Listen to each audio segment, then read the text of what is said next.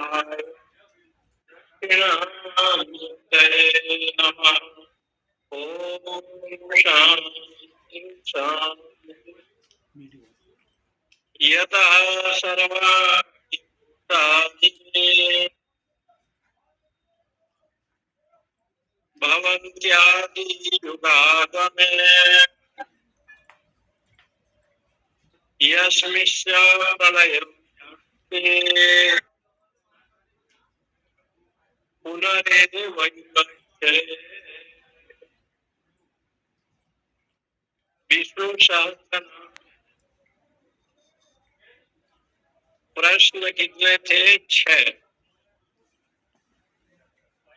और 6 प्रश्न का उत्तर गंगा पुत्र भीष्म जी ने बहुत दिव्य भाव से राजा युधिष्ठिर को सुना। उनके कुरुक्षेत्र के सज्जा में केवल महाराज युधिष्ठिर थे, ये बात नहीं था। सारे पांडव लोग थे, कुंती, गांधारी, द्रौपदी, ये सब थे। और साथ साथ में ऋषि मंडली भी रहते। सबसे विलक्षण बात तो ये था कि स्वयं गंगा जी प्रकट होकर के वहां कथा सुनी। बाण गंगा के नाम से गंगा मैया वहां प्रसिद्ध है। अर्जुन ने जब बाण मारा तो गंगा जी प्रकट। महाभारत काल में भीष्म जी का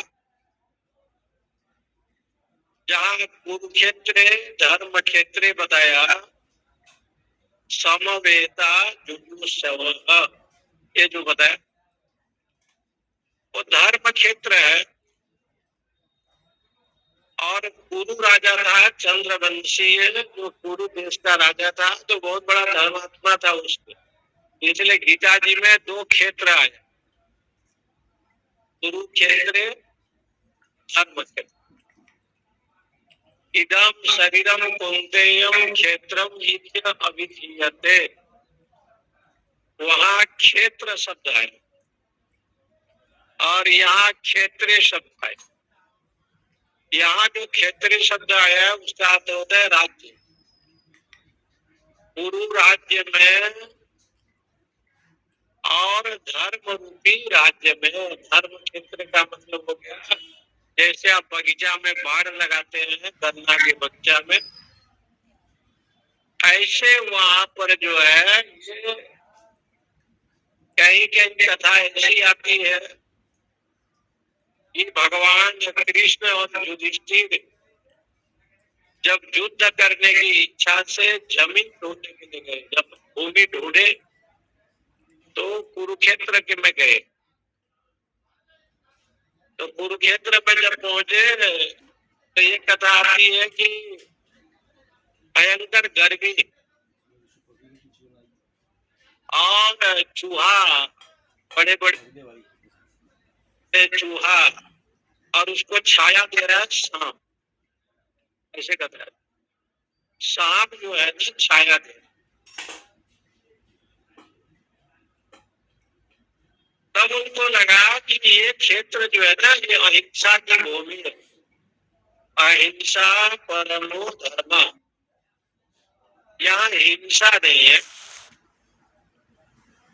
तो कहते हैं कि ऐसे भूमि पर कहीं कहीं ऐसे भी शब्द आता है कि बहुत बड़ा नेवला, तो हिंदी में नेवला कहते हैं, आप लोग क्या कहते हैं, बड़ा लंबा होता है ना।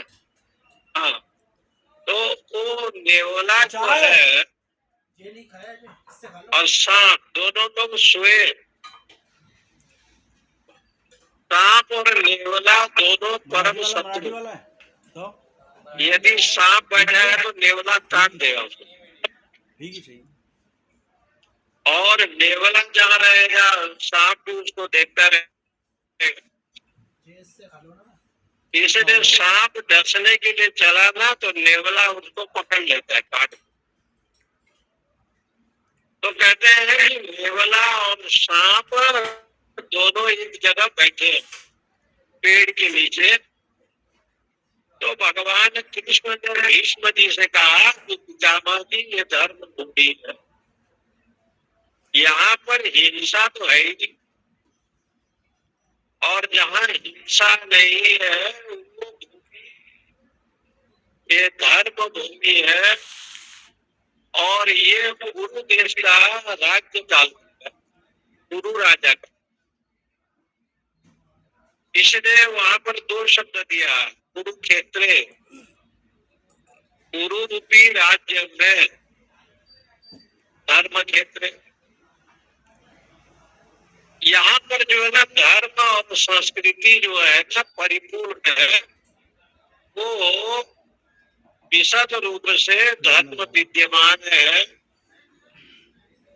और सब धर्म को मानते हैं। इसलिए नियम है धर्मो रक्षति रक्षिता, धर्म की जो रक्षा करता है उसको स्वयं धर्म रक्षा करता है। युधिष्ठिर जब वन में गए और धर्म यज्ञ ने पूछा कि भाई प्रश्न पूछना है फिर पानी पीना, सब बेहोश हो गए। युधिष्ठिर को उसने बहुत प्रश्न पूछा। महाभारत में 100 प्रश्न पूछे हैं, 100 प्रश्न, और 100 प्रश्न में जो पाठ्य पुस्तक है उसमें 5 प्रश्न और 100 प्रश्न का उत्तर युधिष्ठिर महाराज ने दिया। तो इस वो पूछा है, कई प्रश्न उसने पूछा, संसार में धर्म क्या है? तो बोले कि मनुष्य जीवन प्राप्त करके अपना आप कल्याण कर ले, ये सबसे बड़ा धर्म माना गया। फिर पूछा कि संसार में आश्चर्य क्या है, तुम आश्चर्य। तो राजा युधिष्ठिर ने कहा कि यज्ञराज सबसे बड़ा आश्चर्य ये है, हम 4 विषय को रोज देखते। एक तो बूढ़ों को देखते, इतना बुजुर्ग है, ऐसे आपको नहीं मिलेगा कि बाल न पकाओ, बूढ़े को देखते। एक ऐसे नहीं होगा जो रोगी को न देखते हो, रोगी को रोज देखते। एक ऐसे न देखते होंगे जो डंडे लेकर चलता हो, दंड लेकर के। और चौथा नंबर देखते हैं राम नाम सत्य। कोई मर जाता है तो उसको भी देखते हैं। ये 4 वस्तु होने पर भी लोग जो है ना बुढ़ा होना नहीं चाहते, वो बताया नहीं कब की बात। इसलिए आजकल जिसका बाल पक जाता है ना उसको अपमान लगता है कि ये बहुत सुंदर अपमान है। जी जी। इसीलिए वो बाल को जो है ना जैसे तैसे करके सुंदर करते। तो कहा कि कोई बूढ़ा होना नहीं जाता, कोई जो है डंडे दे करके चलना नहीं जाता सारा। लेकिन संसार में आश्चर्य क्या है तो लिखा है, अन्य हनि भूतानि गच्छन्ति यम। दिन भर रात भर देखते हैं लोग मर रहे हैं और सब लोग जो है यम मंदिर में जाते हैं, मन यमराज के अंदर। शेषास्तातु इच्छन्ति इमाश्चर्य मतपन, फिर भी जीने की इच्छा करता है। इसलिए हमारे शास्त्रों में बार बार भजन भी में बताए। कुंभ मेला में ये भजन बहुत चलता है, इतना तो करना स्वामी तन से निकले। गंगा जी का तट हो, यमुना जी का वंशी बट हो, मेरा निकट हो, जब प्राण तन से निकले। ये कुंभ में मैंने देखा, इलाहाबाद में उज्जैन में भी आएगा, नहीं जाते हैं। ये भजन बहुत लोग बजाते इसलिए है कि ये जीवन का अंतिम सत्य, क्योंकि शास्त्रों में बताया गया है भगवत नाम लेकर के जिनका शरीर चला जा रहा है तो मरा नहीं, अमर है, भगवत स्मरण करता है। अंतकाले च मामेव स्मरण मुक्त्वा, इसलिए मेरा स्मरण करते हुए किसको छोड़ता है कलियुग। तो वैष्णव यहाँ की जाओगे ना तो आप वैष्णवों को पूछोगे भोजन बन गया, दूधी का, एक परवल का, टमाटर का, तो बहुत नाराज होते हैं कि हमारे भोजन को इन्होंने बिगाड़ दिया। तो वैष्णव लोग कहते हैं कि कलेवर हो गया, कलेवर को कहते हैं, भोजन नहीं कहते। कलेवर हो गया क्या? तो कलेवर किसको कहते हैं? जैसे केले का एक बड़ा वृक्ष है और केला को आपने काटा और धीरे धीरे केला की छिलका जो है निकल है, वो जो धागा, थोड़ा थोड़ा धागा, केला का जो सूत है ना वो निकलता रहता है, वो कभी बंद नहीं होता। जितना आप केला को निकाले वो सूत निकलता रहता है, उसका नाम हो गया कलेवर। तो ये जो देह है ना, इसका जो चमड़ा है ये धीरे धीरे निकलता रहता है। जवान हो गया, बूढ़ा हो गया, हो गया, तो इसलिए शरीर को बोलते हैं कलेवर। जहाँ सब्जी बनाया जाता है उसको कलेवर कहते हैं। बोले देह को कौन सब्जी बनाता है? बोले मृत्यु। और ये मृत्यु जो है ना रोज सब्जी काटता है।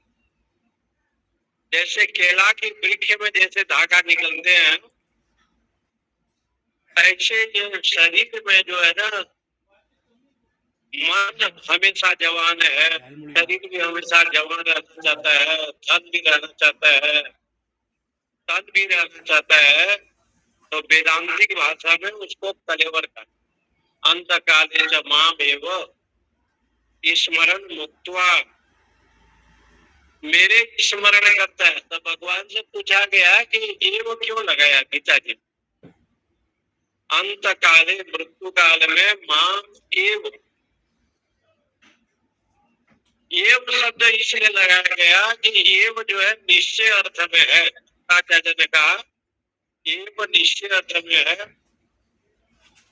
लेकिन मेरा स्मरण तो तब न करेगा तदभाव भाविता, जब मेरा नित्य श्रवण सत्संग भजन साधन पूजा पाठ अंतःकरण में करता रहेगा, हमेशा चिंतन करता रहेगा, तो तदभाव भावित, तब जो है ना मेरा स्मरण होगा। भगवान का स्मरण तब होता है। इसलिए वहां एक शब्द का अंत काले च माम एव स्मरण मुक्त्वा, यदि स्मरण करता हुआ कलेवर इस शरीर को छोड़ता है, तब तो यह प्रजाति त्यजन दे, ये शरीर को छोड़ करके सयाति परमाम गति, वो मोक्ष को प्राप्त करना करता है। इसलिए विष्णु सहस्त्रनाम में मंगलानाम च मंगलम च मंगलानाम च, मंगल शब्द का एक अर्थ बताया है सुख। मंगल शब्द का अर्थ होता है सत्कर्म।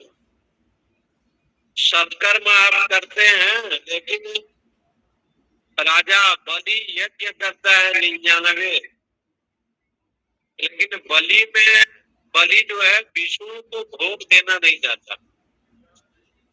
बलि का जो मुख्य उद्देश्य है वो स्वर्ग में इंद्र बनना चाहता, यज्ञ तो करता है। और बलि का उद्देश्य है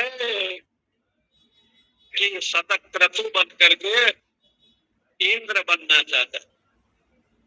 भगवान इस बात को जानते थे।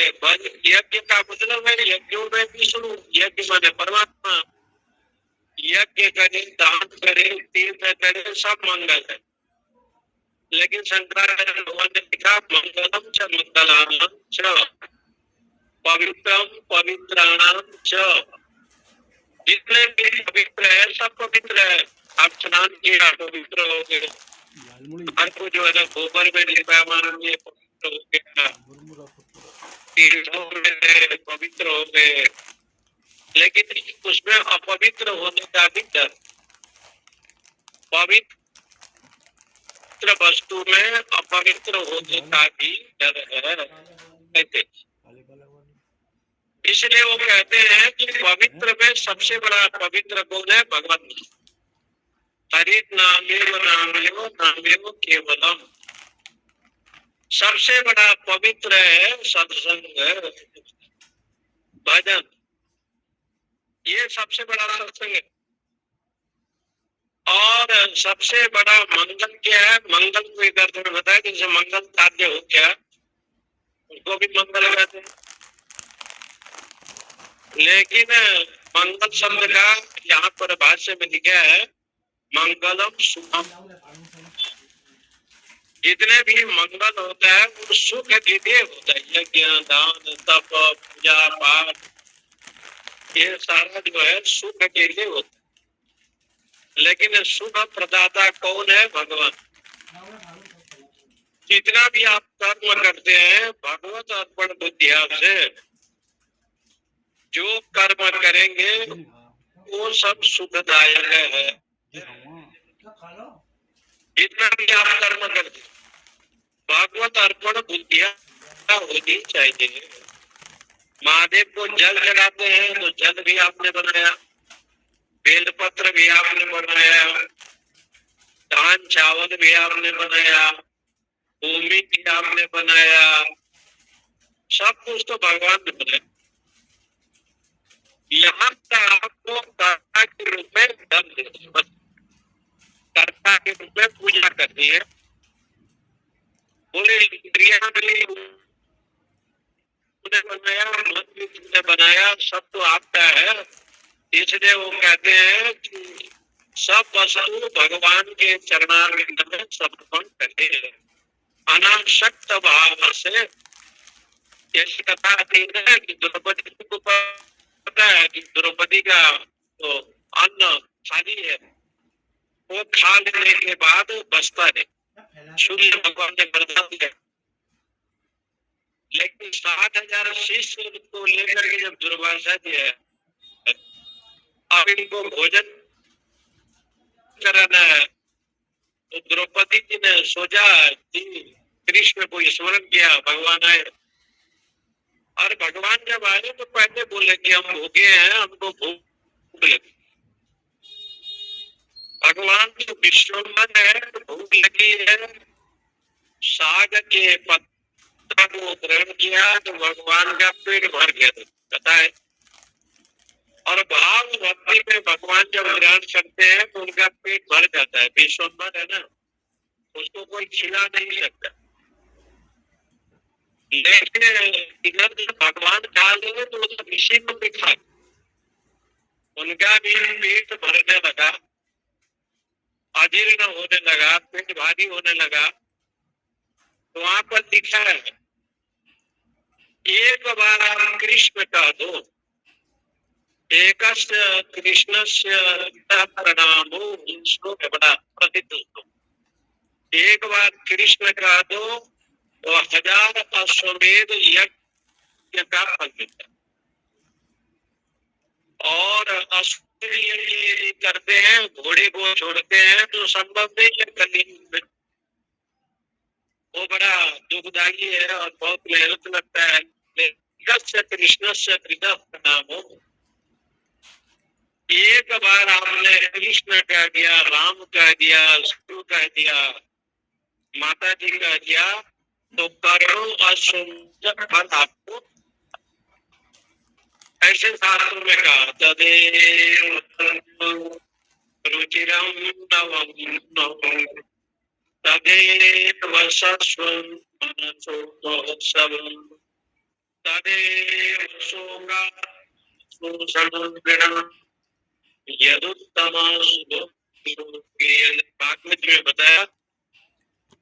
इसलिए यहाँ पर एक प्रश्न है कि मेकम देवतम लोगे, किस देवता की हम अर्चना करें जिससे भगवान प्रसन्न हो।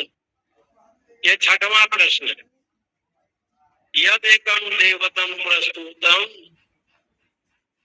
इस देवता की हम वंदना करें जिससे वो देवता प्रसन्न होंगे। आपको देवता की उपासना करना है तो सकाम भाव से करेंगे ना, कोई कामना लेकर के। निष्काम भाव से आप करते हैं तो धन्यवाद के पास, लेकिन सकाम भाव से यदि आप करेंगे तो देवता उस कामना को पूर्ण करते हैं। क्योंकि देवता की मजदूरी है ना, मजबूरी है। शास्त्र में कहा गया है कि मंत्र के अधीन देवता है। मंत्राधीनम देवता सर्व, जितने भी मंत्र हैं उसके अधीनस्थ जो है ना देवता लोग होते हैं। मंत्र किसके अधीन है? ब्राह्मण है ब्राह्मण के। कल मैं यहाँ बैठा था पुजारी जी के पास, दो सज्जन आए, महाराज ने स्वस्ति ने प्रभात चावल और खीर का, मेरा भी पैर छुए, उसका भी पैर छुए। हमने कहा तो दक्षिणा है, केवल पैर ही छू दिया। बोले महाराज क्या करें, ये लोग मंत्र को नहीं समझते ना, हम क्या करें, क्यों शांति अंतरिक्ष शांति ये सब नहीं समझते। और समझते होंगे तो समझते होंगे, लेकिन शास्त्र कहता है दक्षिणा विरहितम यज्ञम तामसम परिचय, दक्षिणा देना नहीं है शास्त्र कहता। तो मंत्राधीन जो है ना, मंत्र आप पढ़ते हैं, और वो मंत्र को जो भी मंत्र पढ़ते हैं वो शुद्ध उच्चारित होना चाहिए शास्त्र का। पंजाबी लोग जब मंत्र पढ़ता है तो कपूर गौरम करुणा उदाहरण यहाँ कर देंगे गड़बड़, लेकिन वहां क्या लिखा है कर्पूर गौरम। कर्पूर में जो कुम है वो है ना, कौम है वो है, वो जिद है। तो जब आपको पढ़ना है तो कर्पूर गौरम दीर्घ उच्चारण करना पड़ेगा। मंत्र में ये ह्रस्व दीर्घ लुच ये ज्ञान होना चाहिए। और वही मंत्र यदि आप उच्चारण करते हैं, ब्राह्मण उच्चारण करता है तो ब्राह्मण के वश में देवता आता है। और मंत्राधीनम सर्वम देवम, और मंत्र के अधीन देवता है। तब कहा कि देवता के अधीन कौन है, सारा संसार। तो वर्षा होगा, अग्नि का प्रज्वलित होगा, वरुण देवता अनुग्रह करेंगे, वायु अनुग्रह करेंगे। तो ये मंत्र में वो शक्ति है। देवाधीनम जगत सर्वम, सब देवता के अधीन। इस बात को भगवत गीता में भगवान ने कहा कि जो भी खाते हो ना, देवता को दे करके खाओ। देवाय ते भावयन्तु वह परस्परम भावयन्त श्रेयो परम वाप्स्यत। जो आप देते हैं देवता को, पिछले 15 अध्याय जो गीता जी का पाठ होता है कब से चला किसी को पता? इसके ऊपर बड़ा रिसर्च हो रहा है। ये 15 अध्याय गीता भोजन के समय क्यों पढ़ते हैं लोग? लोग कह रहे हैं, बड़े बड़े संत लोग कह रहे हैं कि चला कब से। बोले देवता को यदि आप भोजन देना है तो उसका उद्देश्य है वेद मंत्र का पाठ, गीता जी का पाठ। इसलिए 15 अध्याय जो पुरुषोत्तम योग है उसको पढ़ने के लिए सन्यासी समाज में पढ़ते और वेद मंत्र का पाठ करते हैं। आर्य समाज में तो दूसरा करते, ओम सहनावतु शारीरम करवा, आर्य समाज वाले पढ़ते। इसलिए यहाँ पर कहते हैं देवता प्रस्तुतम, इस देवता की हम पूजा करें, देवता बोलते, इस देवता की अर्चना किया करें। इंद्र चंद्र वरुण कुबेर सबकी अर्चना करें। ये कथा दुर्वासा जी बहुत पहले पढ़ने गए ब्रह्मा के पास ब्रह्मलोक में, और ब्रह्मलोक में जब पढ़ने के लिए गए तो पढ़ रहे थे और इतना चिल्ला रहे थे कि ब्रह्मलोक जो है ना कांप रहा है। भगवान ब्रह्मा जी ने उनको समझाया कि धीरे धीरे बोलो। सरस्वती जी ने कहा कि धीरे धीरे बोलो, इतना शीघ्र नहीं होना। एक दिन सरस्वती पुनः समझाई, दूसरे दिन भी समझाई, तीसरे दिन दुर्वासा को क्रोध आया। उसने कमंडल का जल दिया और कहा सरस्वती जी देखने में बहुत सुंदर हो, हो और बहुत विद्वान हो, विदुषी हो, हम तुम्हें श्राप देते हैं कि मर्त मंडल में जाओ।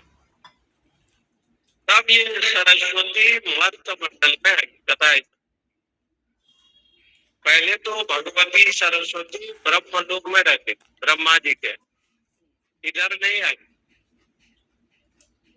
तो सरस्वती जब आई तो एक गंधर्व की बेटी बन करके आई। कथा है उस गंधर्व जी ने अपने गंधर्व विद्या से सप्त स्वर का जन्म दिया।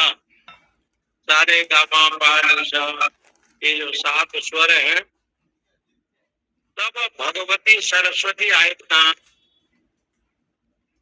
सरस्वती सीधे सीधे मंडल, क्या नाम है, मंडन मिश्र। मंडन मिश्र का, मिश्र की पत्नी का क्या नाम देंगे?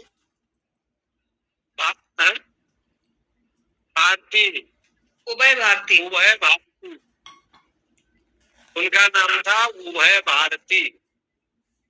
वो सरस्वती के अवतार थे। सरस्वती को श्राप करा था तो मंडन मिश्र थे ब्रह्मा, और उनके पत्नी का नाम था उभय भारती। और जगत गुरु शंकराचार्य घूमते घूमते जब वो इलाहाबाद आए, प्रयागराज, और आते आते वो झूसी में आए, झूसी में, जहाँ गंगा जी उस पर। तो उस समय कुमारी भट्ट नाम से एक बहुत बड़ा विद्वान झूसी लगा करके वो जल रहा। शंकराचार्य भगवान आए, बोले क्यों जल रहे हो? बोले गुरु से विश्वासघात किया, गुरु से पढ़ा, उसको हटाया। तो तब से कुमारी भट्ट ने कहा कि मेरा एक शिष्य है मंडन मिश्र, उसके यहाँ। तो मंडन मिश्र के पास पहुंचे।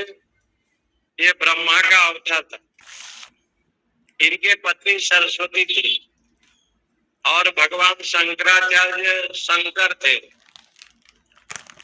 तब जाकर के शास्त्रार्थ हुआ, द्वैत अद्वैत की ये विषय वाल्य है। तो सरस्वती जब मर्त लोक में आई, शारदा, तो वही शारदा मर्त लोक में जब आई तो पुष्कर में गई। पुष्कर में, पुष्कर में क्या है? ब्रह्मा जी का मंदिर। राजस्थान पुष्कर में, अजमेर पुष्कर में, ये ब्रह्मा जी यहाँ बैठे हैं। तो इधर और इधर 2 देवी हैं, एक का नाम है सावित्री और एक का नाम है गायत्री। सावित्री और गायत्री के रूप में ब्रह्मा जी पुष्कर में विराजमान होते हैं। भारत में एक ही मंदिर है पुष्कर, जहाँ ब्रह्मा जी गए। इसलिए ये देवता की बात यही आई ना। तो क्या प्रश्न है कि किस देवता की पूजा करें? तो भीष्म जी कहते हैं यथा सर्वाणि भूतानि भवन्ति आदि युगागमे यस्मिश्च प्रलयं यान्ति पुनरेव युगक्षये। यथा सर्वाणि भूतानि भवन्ति आदि युगागमे, इसमें 5 पद है। ऊपर के श्लोक में 5 पद। यस्मि, यस्मि एक पद है, च अलग है, प्रलयम, यान्ति, पुनः एव युगक्षये। नीचे की जो श्लोक है ना, उसमें 7 पद, और ऊपर में है 5 पद। यथा सर्वाणि भूतानि भवन्ति आदि युगाक्षये। इतना जो है ना, ये 5 पद है। सर्वाणि भूतानि यथा, यथा शब्द का अर्थ होता है यस्मिन, इस परमेश्वर में, यानी सतयुग में,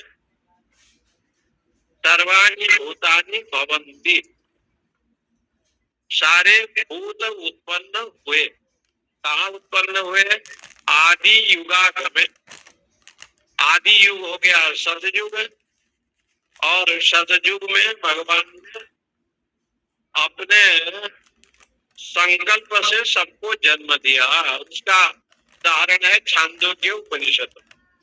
तदेव सृष्ट्वा तदेव अनुप्राविशत्। वो संसार को बनाया, बनाते बनाते सबको बनाया। कथा ऐसी लिखी। ब्रह्मा जी जब बनाने लगे और विष्णु को जब दिखाने लगे तो उन्होंने कहा कि बनाए तो बहुत कुछ है, लेकिन 84 लाख सहस्त्र योनि में 83 लाख बनाया। तो भागवत जी में आया मुदम आप देव। भगवान प्रसन्न तो हुए लेकिन बहुत प्रसन्न नहीं। तब ब्रह्मा जी ने पूछा कि प्रभु कौन सी बनाया? बोले पुरुष बनाओ। जब पुरुष बनाया तो सारा चीज बनाया उन्होंने,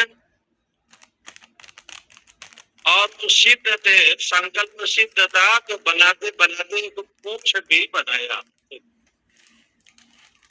बहुत लंबा पूज बनाया।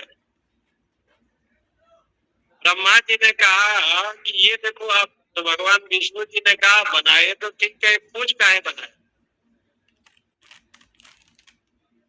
तो वेदांत में कहते हैं प्रपुरवाणु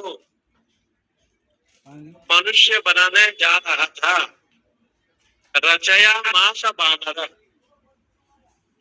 ये उसका पंक्ति है, वेदांत परिभाषा है कि वो बना रहा था मनुष्य को, लेकिन ये जब पूछ बना दिया तो बन गया बानर। तब विष्णु भगवान ने कहा कि पूछ को हटा लेना तो देखेंगे। तो पूछ को हटाए तो नाम पड़ गया नर। बा को हटा दो, नर। बोले नर जब तुमने बनाया तो एक और बनाओ बिना पूछ वाले, तो उसका नाम पड़ गया नारी। नर और नारी, ये संस्कृत में ये है। आजकल जो परिभाषा चलता है ना, लोग समझते नहीं। हम लोग भी कहीं जाते हैं तो पूछते हैं ना, मम्मी कहाँ गई, तुम्हारा हस्बैंड कहाँ है, वो दूसरा समझते ही नहीं बात। क्या कर, तो एक मंडलेश्वर जी कहीं भोजन करने के लिए गए, कैलाश के मंडलेश्वर जी, तो पूछे कि ये कौन है ना, तो उसकी औरत जो अमृतसर की थी, पंजाबी, उसने कहा कि गुरुजी हजबेंड। उसने ये कहा हजबेंड का तो महात्मा जी स्वामी विद्यानंद जी कैलाश आश्रम के बड़े महात्मा थे, अंग्रेजी समझते नहीं। तब आदमी को पूछा कि धर्म पत्नी कहाँ चली गई, कुछ पता नहीं चला। बोले यही मैडम, ये जो मैडम है यही तो हमारी धर्म पत्नी। और महाराज ने उनको पूछा हमारे सामने, ये मैडम हजबेंड संस्कृत में तो नहीं, ऐसे तो है। तब उन्होंने कहा कि महाराज ऐसी बात नहीं है, जो मेंढक जितने चिल्लाते हैं जब वर्षा का समय हो, और वर्षा के समय में मेंढक दिन भर रात भर टहलते हैं। तो जो नारी जो है ना, दिन भर रात भर कुछ न कुछ बोलता रहे ना, उसका नाम हो गया मेंढक। मन मेढक, मेंढक शब्द से बन गया। तो उनकी बात में देखो सुना था, तो देवी को बड़ा नाराज हो गई। उसने कहा गुरुजी हजबेंड मैंने जानते हैं क्या है? तो बोले बोलो क्या है? हजबेंड का मतलब होता है जो अपने धर्म पत्नी की आज्ञा को तुरंत पालन करे, उसका। तो स्वामी जी को हंसी आ गई। बोले देखो ये शब्द जो है ना संस्कृत भाषा में नहीं है। यदि ये तुम्हारे पति है और पति परमेश्वर है तो हमारे सामने प्रणाम करो, स्वामी प्रणाम करें। कहा कि ये तुम्हारा जो पत्नी है, इनका नाम धर्म पत्नी है, देवी है, और इनको पत्नी मतलब धर्म पत्नी के रूप में ग्रहण करना, जो धर्म को रक्षा करे। तब वो देवी जी ने पूछा कि ये धर्म पुरुष क्यों नहीं बोलते? पुरुष को पुरुष कहते हैं, हस्बैंड आपने कहा, लेकिन ये देवी को, माताओं को धर्म पत्नी क्यों कहते हैं?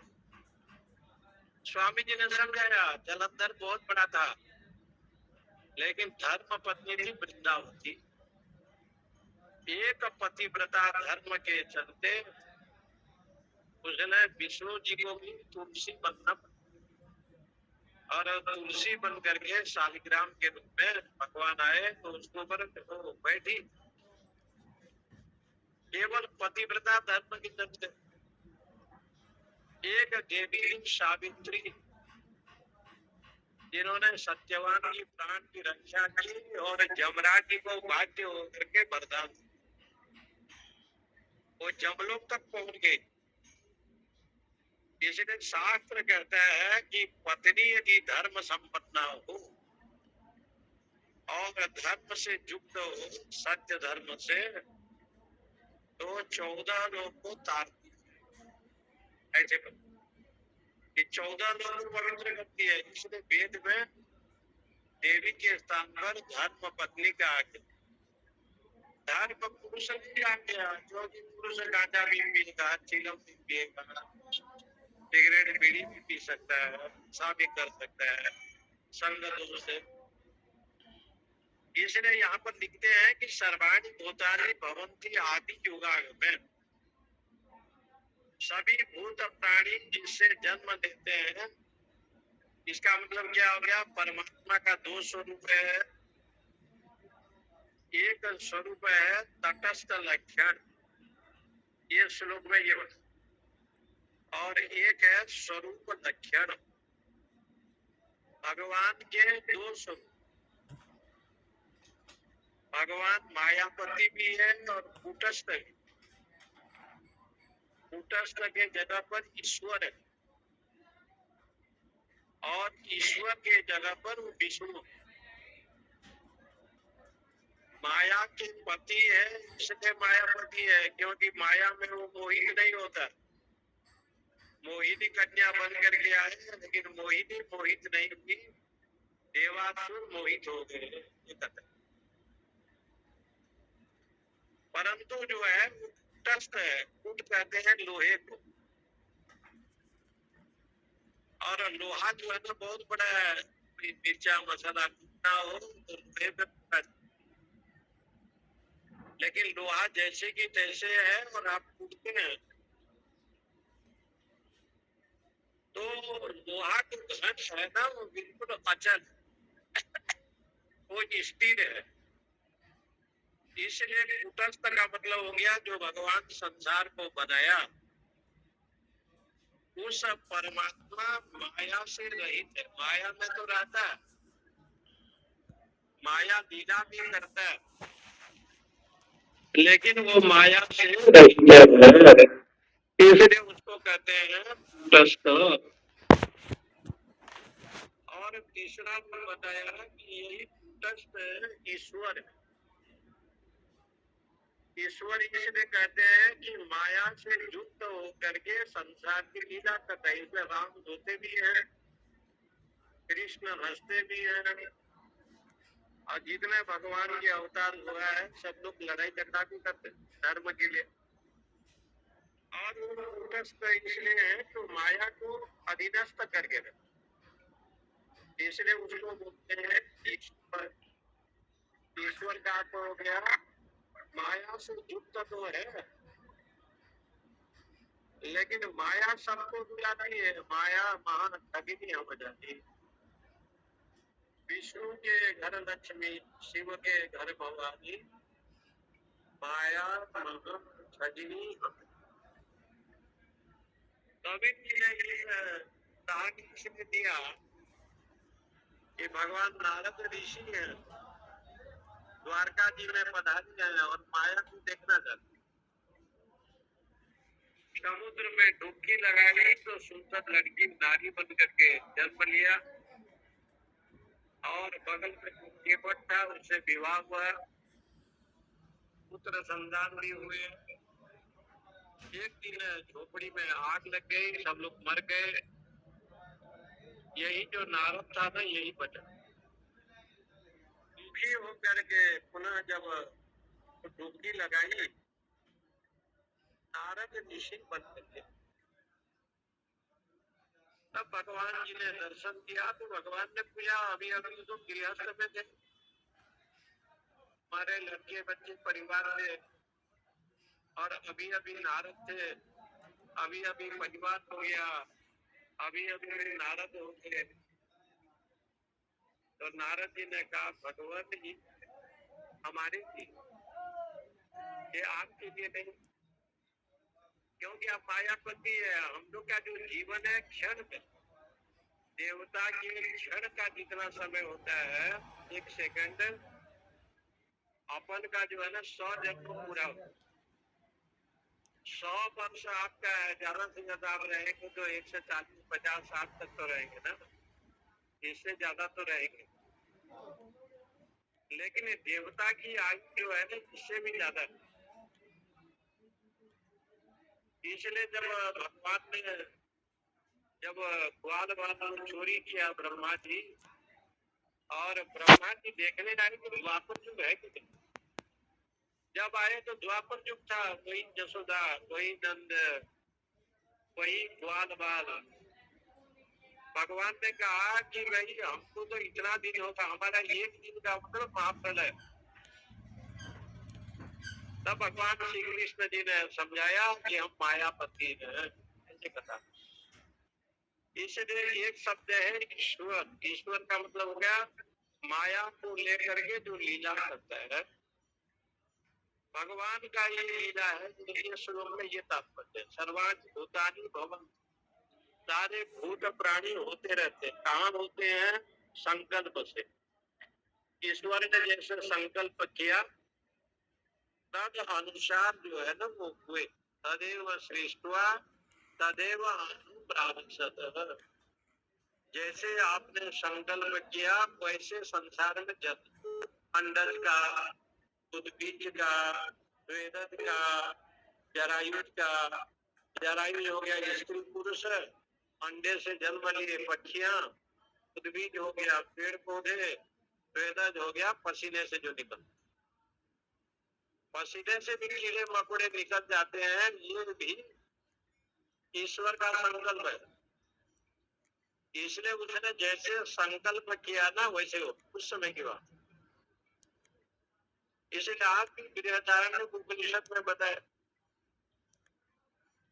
कि पत्नी गर्भवती हो गई है, माँ बनने वाली है, उसका संकल्प है कि मेरे घर में ये हो, बेटा हो। तो पति पत्नी ब्रह्मचर्य व्रत का पालन करे और नीचे संयम, किसी के घर के धन को संग्रह न करे, तपस्या करे और नित्य शिवार्चन करे, भगवान शिव का जप करे और एक बार भोजन करे। उसका ऐसे बताया हविषान लिखते। तो वो जो चाहेगा ना, या बेटी चाहे बेटा चाहे, भगवान उसके मनोकामना को पूर्ण करते हैं। लेकिन तपस्या करना पड़ेगा, साधना करना पड़ेगा। पहले ऐसे ऐसे हुए ना, इसलिए भवन आदि युगागम में, सतयुग में जो हुए, त्रेता युग में हुए, कलियुग में हुए, द्वापर युग में हुए। इसलिए उल्टा किया भगवान। पहला धर्म का चरण कलियुग में एक है, तो पहले कलियुग होना चाहिए था। और द्वापर युग में 2 चरण है, दया तपस्या, तो 2 होना चाहिए था। त्रेता युग में 3 है, त्रेता युग को बाद में रखना चाहिए था। और सतयुग में 4 है, लेकिन इन्होंने उल्टा कर दिया, पहले रख दिया सतयुग, इसमें 4 चरण है धर्म के। बाद में एक घट गया, त्रेता युग में 3, द्वापर में 2 और कलियुग में 3 चरण ही 2। इसलिए कलियुग में जो है ना, कलि को जो है ना एक रखना चाहिए था पहले नंबर, ऐसे रखा नहीं, कलि को लास्ट में कर दिया, अंतिम। बोले ऐसे क्यों किया? तो यहाँ कहते हैं आदि युगांत में, आदि युग हो गया सतयुग। सतयुग के जो लोग थे पुराण के अनुसार 21 हाथ लंबे चौड़े थे सतयुग के लोग। त्रेता युग के जो लोग थे वो 17 हाथ लंबे चौड़े थे। द्वापर युग के जो लोग थे वो 7 हाथ लंबे चौड़े थे। और कलियुग के जो लोग हैं आपके हाथ से 3 हाथ होंगे आप, नहीं तो 3.5 हाथ, इससे ज्यादा नहीं। 3.5 हाथ होंगे तो हो सकते हैं, लेकिन 3 ज्यादा है। तो कहा कि ऐसे कम क्यों कर दिया? बोले 3 चरण तो गया धर्म का, और 1 चरण है दया सत्संग भजन। तो कहा कि धर्म के 1 चरण है, इसलिए कलयुग के लोग को 3 3.5 हाथ करना पड़ा। कलिकर पुनीत मानस